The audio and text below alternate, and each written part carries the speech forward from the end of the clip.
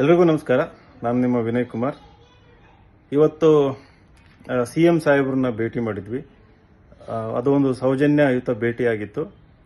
ಆ ಒಂದು ಮೀಟಿಂಗಲ್ಲಿ ಹೇಳಿದೆ, ನಾನು ಪಕ್ಷೇತರ ನಿಂತರೆ ಗೆಲ್ಲೋ ಚಾನ್ಸಸ್ ಇದೆ ಅಂತ ಮನವರಿಕೆ ಮಾಡಿಕೊಟ್ಟೆ. ಸಾಹೇಬರು ನೋಡು, ಇನ್ನೂ ಫ್ಯೂಚರ್ ಇದೆ, ಅವಕಾಶ ಇದೆ ಅಂತ ಹೇಳಿದ್ದಾರೆ. ನಿಮ್ಮನ್ನೆಲ್ಲ ಬೆಳೆಸ್ತೀನಿ ಅಂತೆಲ್ಲ ಹೇಳಿದ್ದಾರೆ. ಈಗ ದಾವಣಗೆರೆ ಒಂದು ರಾಜಕೀಯ ಪರಿಸ್ಥಿತಿನಲ್ಲಿ ಲಕ್ಷಾಂತರ ಜನರು ಇವತ್ತು ನಾನು ಪಕ್ಷೇತರ ನಿಲ್ಲಬೇಕಂತ ಅಪೇಕ್ಷೆ ಪಡ್ತಾ ಇದ್ದೀರಾ. ನಾನಿನ್ನೂ ಮುಂಚೆನೂ ಹೇಳಿದಾಗೆ ಅಂತಿಮ ನಿರ್ಧಾರ ತಗೊಂಡಿಲ್ಲ. ಇನ್ನೂ 2 ದಿನ ಜನಾಭಿಪ್ರಾಯ ಸಂಗ್ರಹ ಮಾಡೋದು ಬಾಕಿ ಇದೆ, ಮಾಯಕೊಂಡ ಕ್ಷೇತ್ರದಲ್ಲಿ ಹಾಗೂ ದಾವಣಗೆರೆ ಉತ್ತರ ಕ್ಷೇತ್ರದಲ್ಲಿ. ಅದಾದ ನಂತರ ಒಂದು ಪ್ರೆಸ್ ಮೀಟ್ ಕರೆದು ನಾನು ನನ್ನ ಅಂತಿಮ ನಿರ್ಧಾರ ತಿಳಿಸ್ತೀನಿ.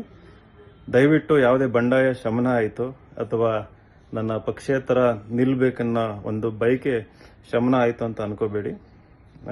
ನಾನು ಬರ್ತೀನಿ, ಬಂದು ನಿಮ್ಮನ್ನೆಲ್ಲ ಕಾಣ್ತೀನಿ. ಪಕ್ಷೇತರ ಆಗಿ ನಿಲ್ರಿ ನೀವು, ಬಿಡಬೇಡಿ. ನಮ್ಮ ಆಸೆ ಇರೋದು ಜನಕ್ಕೋಸ್ಕರ ಒಳ್ಳೇದು ಮಾಡ್ತೀರಾ ಅನ್ನೋದು ನಂಬಿದೀವಲ್ಲ. ಅಭಿಪ್ರಾಯ ಕೇಳ್ತಾ ಇದ್ದೀನಿ.